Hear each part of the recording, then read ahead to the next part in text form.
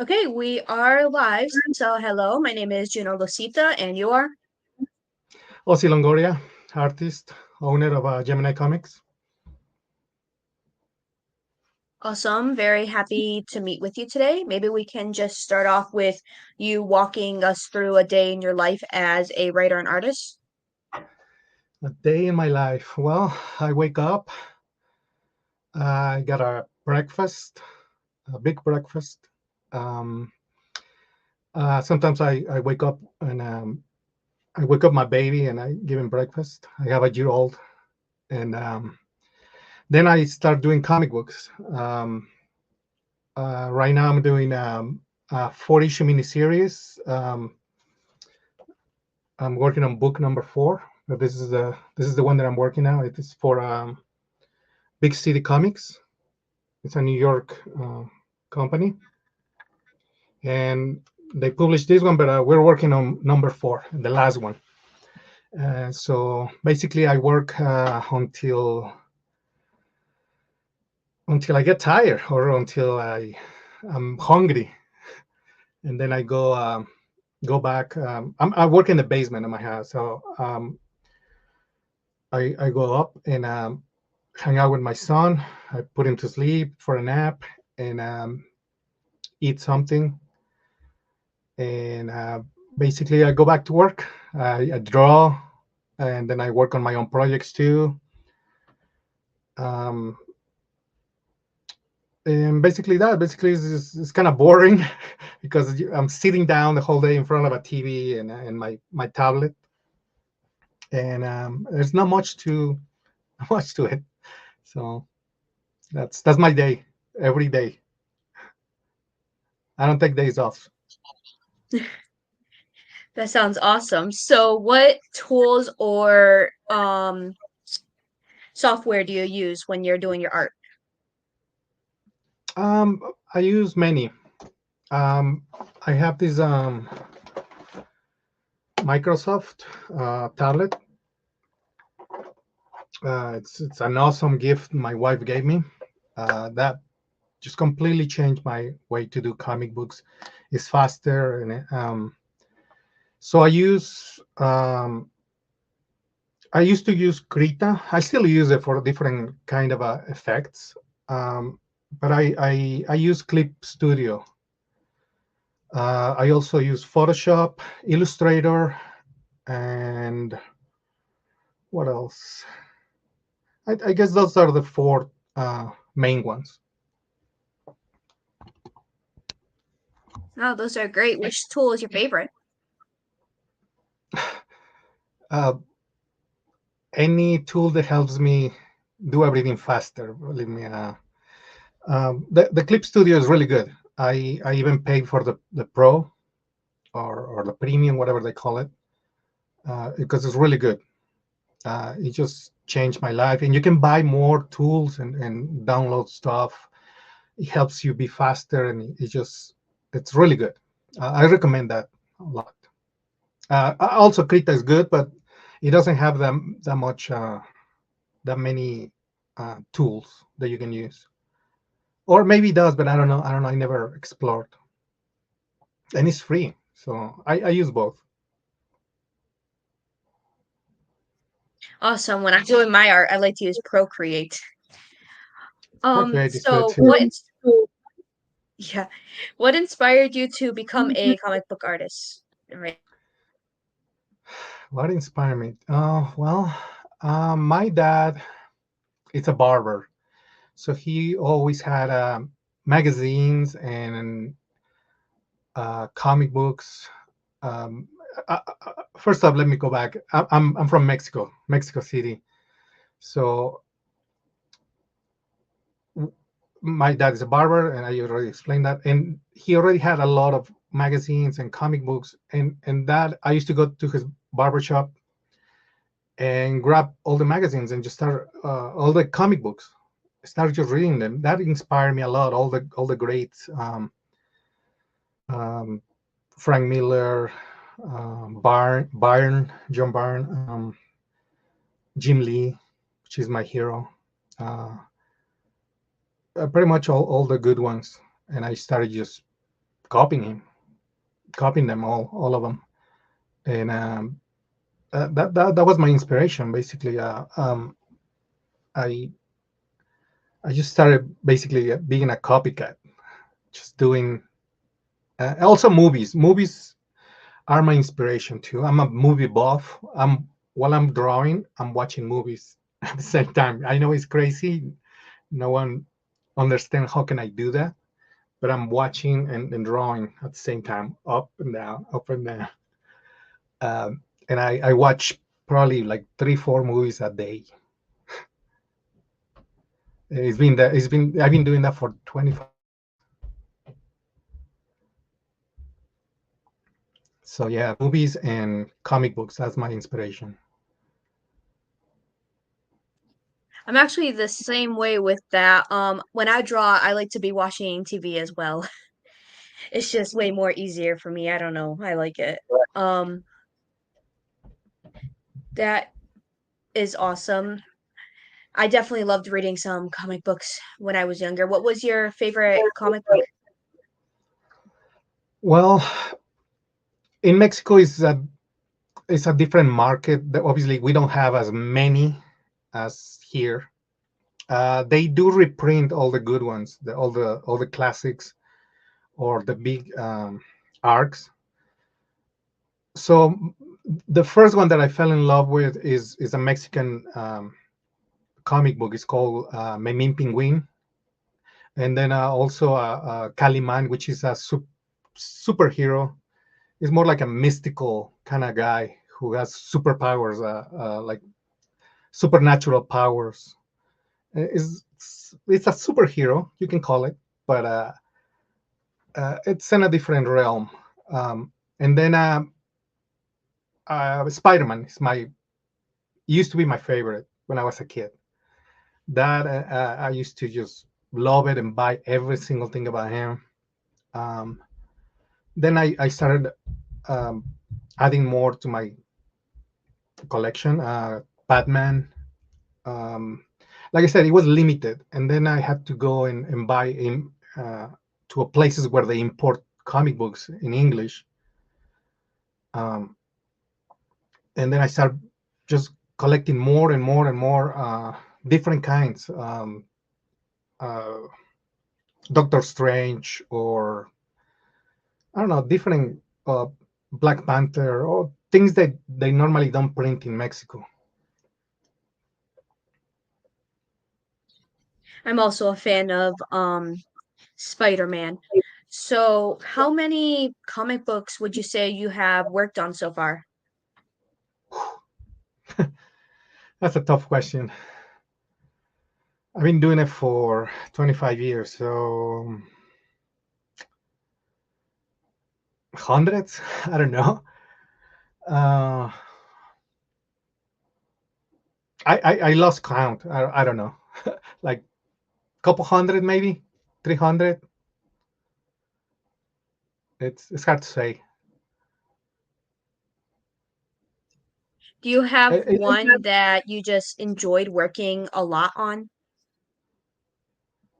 um, well, my own, obviously. I love what I do, and I'm doing it in my own style, my own. I don't get editors, um, because I don't like when everybody tells me how to do my own comic books. So um, I have many actually, and actually the one that I showed, this one is really good. The writing is really good, and I am enjoying it so much drawing. It's just my favorite, uh, one of my favorite, my most um, detailed book, and I'm enjoying it so much. But obviously, my own comic books, I did this. I got a bunch of them stuck here. This one I just finished 12. Well, I finished last year 12 issues. It's uh it's the Sword and the Sorcerer. This cover is by Simon Beasley, and I did all the interiors and colors. And this is probably one of my favorites. I also put like it took me a long time to finish it because I wanted to be like super detailed, everything perfect. Uh, I don't want to give you spoilers, huh? But yeah, we worked really really hard to put that together. We are an indie company, and we got to have Mr. Beasley here on this cover. Is insane. I just don't believe it. He's a superstar in my account, in many accounts. I mean, it's just he's really good. I don't know if you know it. You know him, his work. I don't think I know him, but those comic books seem very interesting, and I love the art that's inside of it. Yeah, I can show Um, you a little more of my work if you want. sure. Um, I'm doing. I'm still working on this Doomsday TV. This is my own stories, um, my own art. It's also like a collection of short stories. It's they've been seen through the lens of a cameraman, and each episode is a TV show or like someone is streaming, going into the world and streaming. Well, okay, the premise is that the world's gonna end in 7 years, so the world becomes chaotic, and one character, my main character, goes and decides to record everything that he sees, all the bad things. So when you see it through the camera, it's a different artist. But when it's in real life, it's me. Like I'm drawing the whole thing, the whole story, what's happening to my character. Um, and I publish, so far I published four of them. Um, I got so many right here. Let me find them. Right here. This is number one. Wait, no, this is number one. Can't see. Wait, this is number one.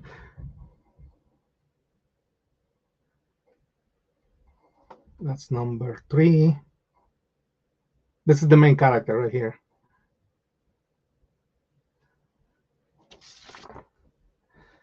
So Those yeah, ones seem very interesting. I would love to actually look at them, maybe purchase it yeah, myself. yeah. They're right now in Indiegogo. It's a campaign that I did, and they're live. Um, it's on demand. You can still uh, in Indiegogo. I think in Kickstarter too. I'm not sure. I got a few campaigns too. Also for the Sword and the Sorcerer, which you can see. I have some of the. Um, it's a movie basically. This Sword and the Sorcerer. It's a cult movie from the 80s, and we got the rights to do the comic book. Me and my partner Jeremy. Uh, he got the rights actually. He talked to the director, and also this shirt, Sword and the Sorcerer. So we have that campaign too on Indiegogo, and we have the first 5 books, I think, 4 books, 4 books, and it's a 12 issue miniseries or series. It's not that mini. Yeah, I. I've done so many. I also have. I've done covers. Um, I did this cover for The Brute. It's um it's a trade paperback. I also did one issue of this, or 2 issues, I think. Really good book. The company is sub sub press matter. Um, I've done covers,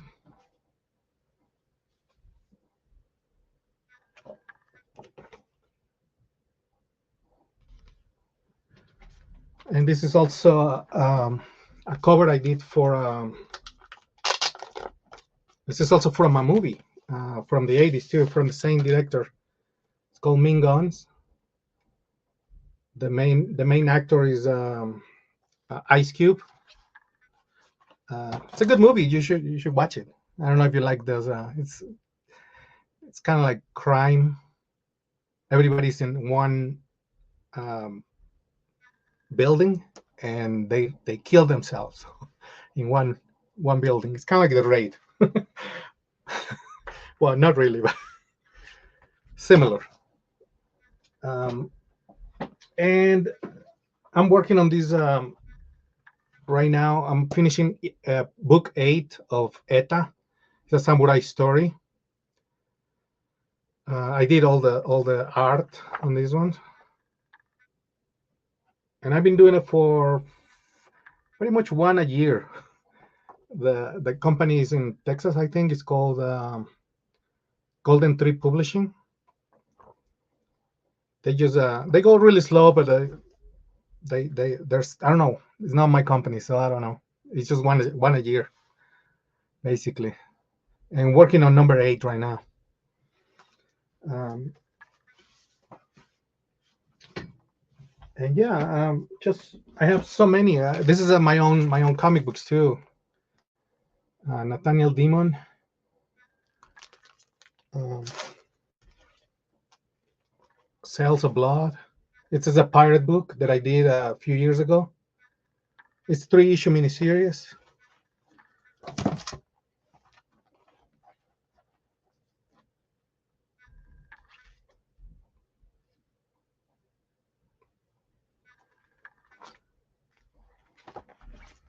And this one. I love those. They seem Yeah, it's very a really good. nice. Huh? Sorry, I couldn't hear you. It's okay. I had the same issue for a second. Okay. Um, yeah, those seem very interesting. I hope that I can check them out soon as well because they seem very cool. Definitely have a lot of experience under your belt, don't you? I keep myself busy. Like I said, I love to work in comic books. I work every single day. Even when I'm gonna take a day off, I gotta wake up early and do at least 2-3 hours of art. It's my passion, and I've been doing it uh, 25 years. Oh, actually, more than that, because um, I moved here in '99, so that's 25 years. But I used to do it in Mexico too, so I just never published them, all my projects. So I got a lot of experience in my belt. That's awesome. And what would you say has been the biggest challenge in this career? The biggest challenge is always money. That you always need money to start new projects, pay your people. Um, but in the beginning, the issue was language barrier. I didn't speak English. I started just.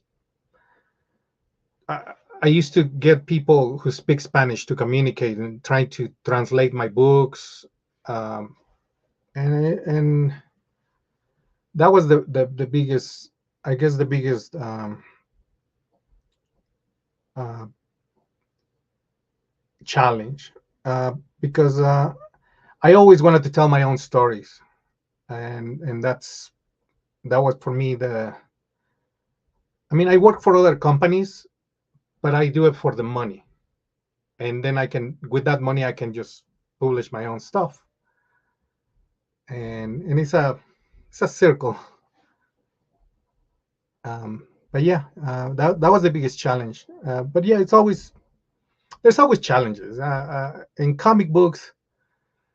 Everything is a challenge. I don't know if your computer malfunction, you run out of paper.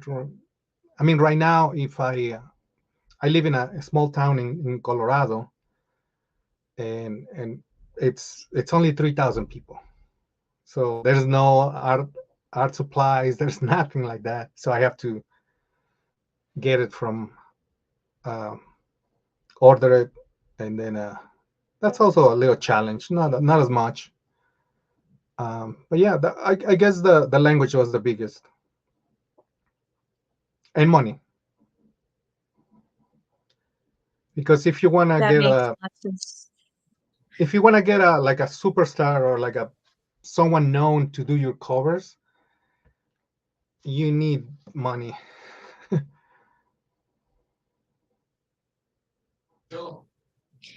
That's great.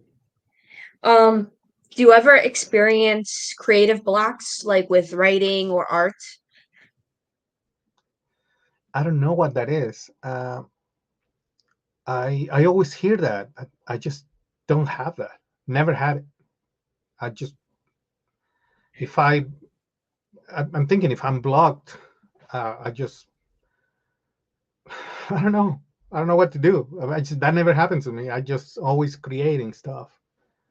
I guess I'm lucky because I hear a lot of people who have that. Um, I had I had a moment where I had a depression, but and I stopped working on comic books. But I don't think I ever like stop creating stuff or have blogs or just no. I mean, to be honest, I don't know. I don't know what that is. Yeah, there's some people who don't get it, and that's actually a great thing. That means they can keep creating and you don't have to stop at any point. It's awesome to have that. I feel fortunate.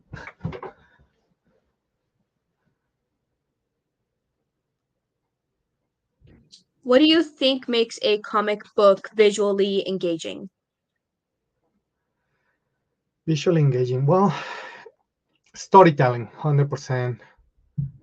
If you tell your story in the correct storytelling, that will appeal to the reader. Even if the reader doesn't know about comic books, you can completely get the attention of that person. Also, colors are really good, um, engaging for people, um, because I did I put that to the test because I did a comic book that is it was good storytelling and it was black and white and it sell, but it wasn't selling that good.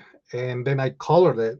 I paid for a good colorist, and it sold really good. Um, and I think that's having the right elements on your comic book. That's what is appealing to a lot of people. Um, if you good writing too. I mean, obviously that's how it starts. If you don't have if I don't get a good script, I just don't do it. If I just don't want to do that. Um, Obviously, if I'm being hired to draw or to color a book, I, I don't care because it's not my company, it's not my book. I'm just getting paid. Like I said, I'm getting paid to do my comic books. But yeah, I mean, you have to do um, you have to use the right elements, right people too.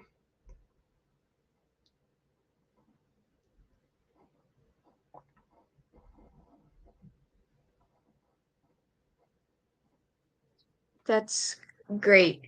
I definitely agree. And myself, I do like color more as well. It just feels more appealing to read, in my opinion, suppose. Um, so how do you feel about the future of the comic book industry? Well, um, it's very different from when I started. When I started it, you can sell 10,000 copies, easily. Well, not easily, but fairly easily. You can just go through a distribution company and sell them. But if it's always been uh, a good project, so that if it's a good project, you will sell. But nowadays, I mean, always been bad projects in the industry. nowadays I see the industry being too much too much politics in it, too much of what's happening in the world. And why would you want to portray that in your comic book when you're trying to escape from that in your comic book, right? You want to read fantasy or you want to read superheroes, whatever. It's escape. You don't want to read the same thing that is happening in the world in your comic books.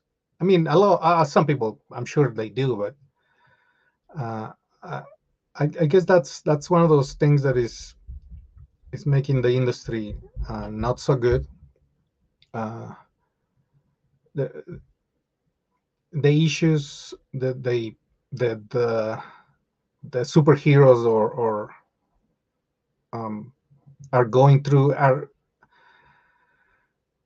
not that good. It's just not good writing anymore. It's just too much politics. So I guess the industry um, I see it like a failing at one point, but it can recover. I'm sure. So you just need to get better writers and stop doing what they're doing. But it's unfortunately it's the economy. If the economy goes bad, uh, you don't have money to spend on comic books, which is just entertainment, very expensive entertainment, and so that's why people are not buying anymore. Like it's just too expensive. Same with movies. Movies are getting super expensive, and that's why people are not going because you have it. If you can watch them in your TV, I mean, I love movies, and I mean, there's no movie theater here in the mountains. There's one they open for a few months, but it's a drive-in. But and I go and I support them because I want them to bring good movies. But obviously, a lot of people they just don't care about that industry or the comic book industry because, like I said, there is uh, that lack of creativity or good writing or good artists too. Like I've seen some books that are awful. Maybe I should start just writing or working for the big two. Kidding. But yeah, that's the I think that's my point of view. I definitely get that. I also, I use those things as escapes as well. I don't really like reading too much politics also, so I definitely feel all that myself. Um, what do you think is a common misconception that you hear about um in this career? I'm sorry, I couldn't hear you. Sorry. I asked what is a common misconception you hear that's related to this career? A common misconception. Um, I don't know.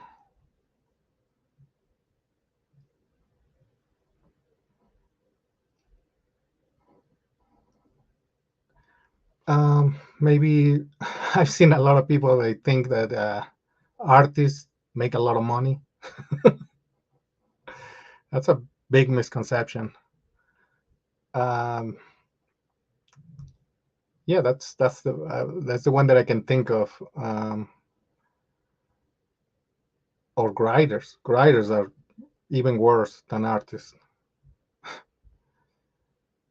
Yeah, I mean that's a big misconception because obviously even the big two they don't pay that well unless you're a superstar or like very well known artist. And yeah, I mean that's probably the biggest that I can think of right now.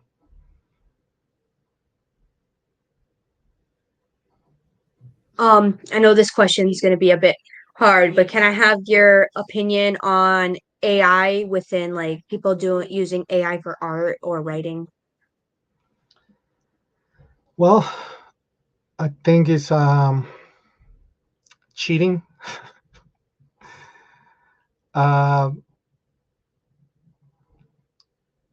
I think this is a really uh, big topic that is it's been everywhere. Everywhere, all the groups, the Facebook groups, about comic books, they're talking about that. A lot of angry people, um, and they're in the right because um, normally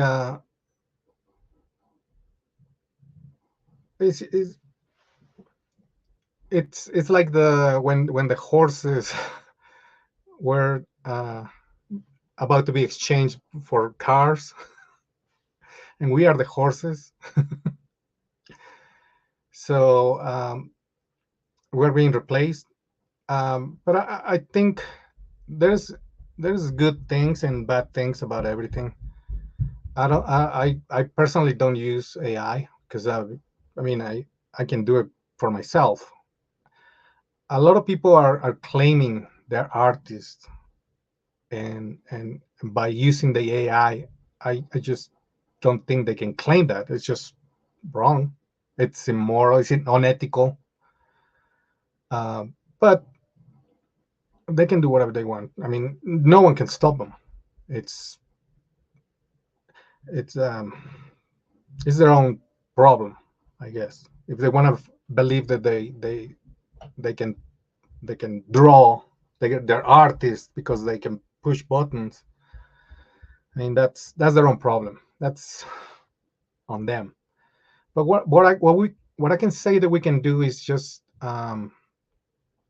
we can get together, form some sort of alliance, and just uh, complain about the companies. I mean, I don't know. I haven't been following the big two, Disney and or I mean, Marvel or DC, but I don't think they're using any more AI. I think they did at one point, but we should complain about that and just tell them we need to send them emails and say, well, we don't want AI on our comic books, and I'm sure they will do something about it. I mean, it's almost impossible to stop because I've seen that in all those comments on those groups. They just complain. They like to complain, but they don't do anything about it. So why are you complaining about someone using it if it's not illegal or it's not? It's really is is sometimes they just say, well, it's AI, so they're not being unethical. They're not being lying. They're not lying. So it's just they are doing it through that because they cannot do it, and that's fine. In my point of view, it's fine. But when they say that they did it and they're trying to get money out of it, that's when it's unethical. That's when it becomes a big problem. So I just don't. What you can do is just not allowing groups, or they can do their own groups, which already they have their own groups for AI, and that's what, like I said, we can, instead of being angry about it, we need to voice our opinions and our concerns. Just trying to, for example, get ban all these people who uses AI and trying to pass them as themselves for themselves. Like that's that's one of those things. But I'm not angry about it. If it's time for us to be extinct, well, it is time. What you can do? There's nothing you can do. I'm sure comic books will exist and will. There's always going to be a niche for um, for any artist, for writers, for whatever, um, and you just have to get better, get better or die, or just not die but go away.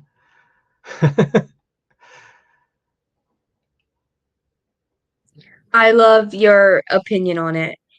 And yeah, I definitely seen it overtaking a lot of groups. That is why I brought up the question. I'm in those comic book groups and I've definitely seen the topic being brought up multiple times. Yeah, I Um, had to ban I had to ban a lot of people from my Facebook feed because they told me like, oh, you can't post that on your Facebook.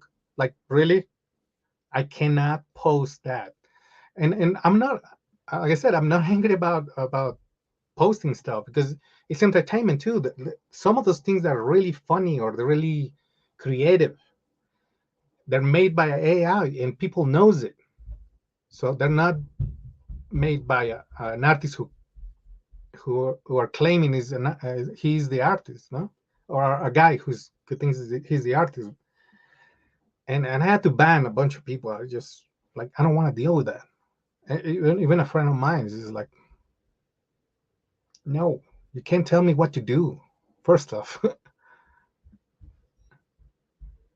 that's definitely understandable. Um, so who do you think was your biggest influence in the comic book industry? yeah, like I said earlier, I was a copycat of Jim Lee. When I started, he actually changed my life. He actually told him that. Um, in '99 when X-Men #1 came out, it actually wasn't. Yeah, '99, '91. Uh, I I was going to college, and then I saw that book, and I said, well, I don't want to do that. I was going for communications. I was going for radio, TV, and trying to get into that. But I was really good at it. But then I said, well, I don't want to do that anymore. I want to become a comic book artist.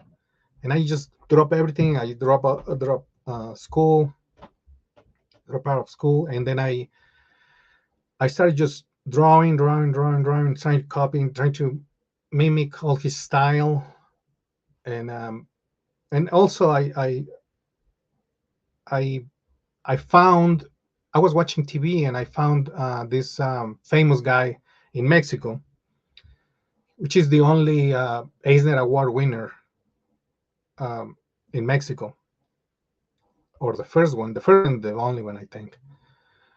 And I went to see him in a convention, well, one of the biggest conventions in the world, actually, at that time. And so I went to see him, and it's like I show him my stuff, and he's like, "Well, you're good, but you need basics, the basics." It's like, "Can you please teach me, please, please, please? I'll pay you so much." And he's like, "No, I won't charge you. You can come to my house." And I went to his house weekend, every weekend for a year and a half, I think. His name is Oscar Gonzalez Loyo. He unfortunately is no longer with us, but he mentored me, and he actually brought me to San Diego Comic Con in '99. Uh, he's also a mentor for many other good artists like Humberto Ramos or uh, and many others. There's many. He's like the Eisner of Mexico. That's how can I describe it. So anyway, I he was also a big influence. Obviously, he's the one who teach me all the ropes, and so that's what I did. I just study, and then I moved to the U.S. and California, and I started working on comic books, and that's it. I've been doing that since. But Jim Lee was the star, the one who started it. And then I met him actually. I met him many times because I was his stalker. I used to go to every single convention he was. I used to go to. He was. Then I moved to Denver, and He went to a signing, and then I saw him again, and he's like, "Oh, you!" Like he remembered me, and then he gave me so many good tips, um, and but yeah, he was the biggest influence, and I changed completely my life. His work, like completely. um, the 180 on my life. Do you ever vendor at Comic Cons? Yeah, yeah. I used to do the circuit. I used to go one convention every week during the summer, or actually during this, starting from May through August, every week. I used to travel everywhere. Um, I don't do it anymore because, well, I have a baby now. It's almost 2 years, so I'm needed here.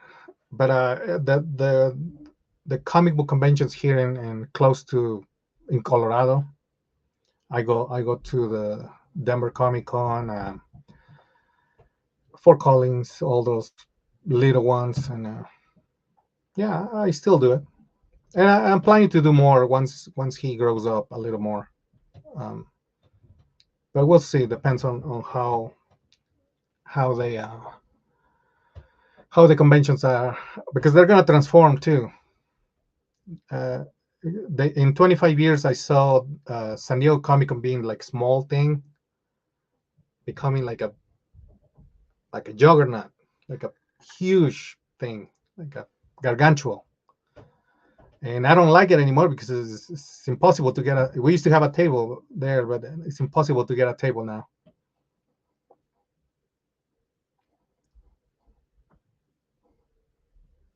That's awesome. I love that. Um, Do you so do do you any have comic? any, huh? Do you do any conventions? I don't vendor, but that's only because I do not have a table yet. I don't have the supplies I need to vendor. But I do go to Comic Cons. I enjoy going to them often. Oh, nice. Okay. So do you have any tips for aspiring comic book writers and artists?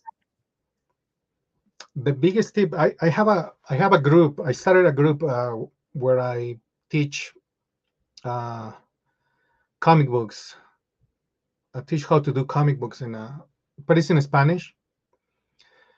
But the first thing I tell them, like, do the basics. This is the same exact thing that my mentor told me. Just start with the basics, because people want to jump all those the basic stuff, and they can do amazing pinups, but once they do sequential stuff, they can do it. And it's harder. They're slow. They just don't have the basic knowledge. So what you have to do is go back and study at least a year or two, the basics. That's it. No doing anything else. Just do that, focus, and once you get that, you will see how easy it is drawing. Once you get that basic stuff, everything is it's easy. Well, sort of. Uh, yeah, that's my biggest, and people don't like that. Just they think it's boring, and it is boring because you can see immediately who has a passion for art and who doesn't. Because once you tell them like, no, I don't want to do that. Well, I don't know what you're doing here, because that's what I'm teaching you that. And I have a few, like, actually it grew so fast and so big. I think I have 3 or 4 thousand people there, but I just don't care about numbers because they really don't interact. They're just there to camp. And there's like 10 of them that they really want to do it. Like, they told me they do every single thing I tell them, and they're progressing at like super fast. And I told them I don't care about those. We can open another group and just teach those 10 people, because that's the other ones that are never going to do anything. I mean, they might start selling some commissions on whatever place. It doesn't matter. But they're never going to reach I'm not gonna say never, but they're taking the long road, and the other ones are gonna become better and faster, and time is limited in this life. So Awesome. Thank you for that. It's amazing. And we are down to our last two questions. So this one is, do you have any future projects you are working on that you are excited about? yes, I don't know if I can tell. Well, it's my own project, so I can do whatever. Um, so I'm doing a fishing.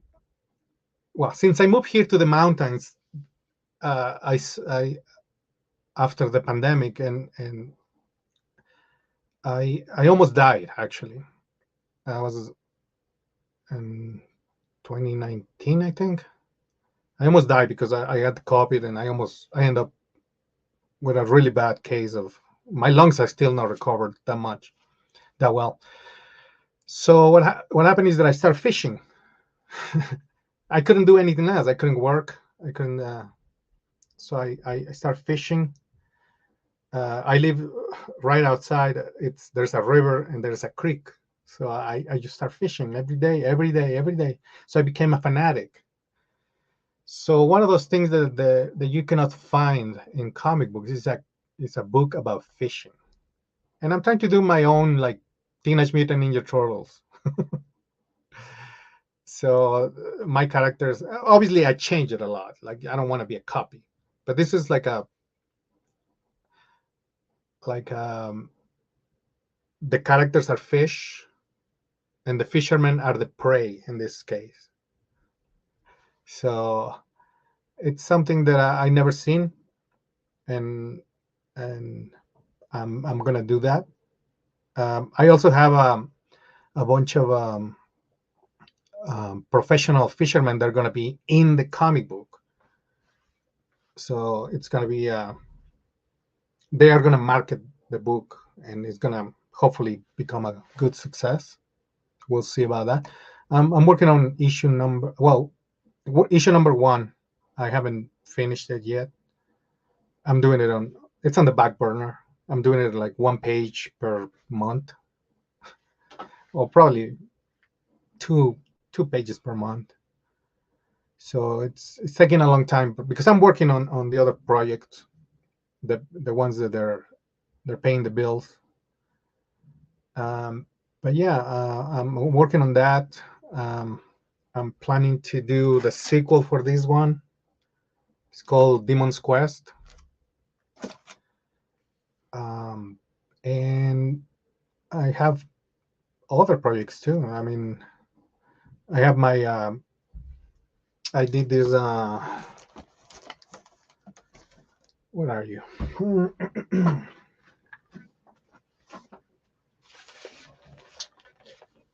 It's right here. I did this anthology. It's called More Monsters and Heroes Anthology. So I have another another book already finished. That's volume number two, and I'm gonna publish it probably next year. I don't know. I have too much in this year, but probably next year. Um, and I'm probably in volume three. That also. It depends. You know, uh, it's hard to get that much money to publish and pay all the artists. But we'll see, one at a time. It depends on how good it sells. The first one, on the second one, and then you go one. You don't go five at the same time. Well, I do sometimes, but on this case, anthologies don't sell that well for me, at least. I don't know others, but and so little by little, step by step. So that one is my next project. Um, too. I have many other projects. Yeah. Those seem very exciting. I can't wait to see them and check them out. Speaking of checking them out, that is the last question is where can we find your comic books? My comic books. If you Google my name, they're probably coming. There's a list of places. Um, I have a Gemini Comics on Facebook. I'm going to start a shop and where I can sell everything there. But I've been so fortunate that I always had work. Uh, like other companies hire me, like this one, like the one that I just show you. This one's paying really well.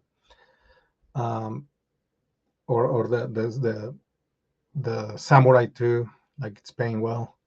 So I don't have to do my own shop. I don't have like OzzyLongoria.com. Like I just never had. So you can find me. You can find me. Just Google my name, Ozzy Longoria, and look for Gemini Comics on Facebook. Um, Basically, Ozzy Longoria in every single social network, and yeah, I'm on every single one.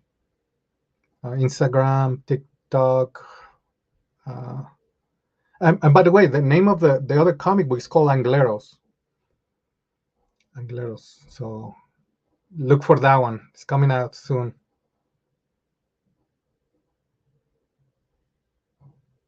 Awesome. Well, that was our last question. So thank you very much for meeting with me today. I appreciate it. I was very excited to talk to you. So that is the end of it. So I hope you have a good one and everyone else that is watching live stream as well. Yeah, thanks for having me. Thank you. No problem.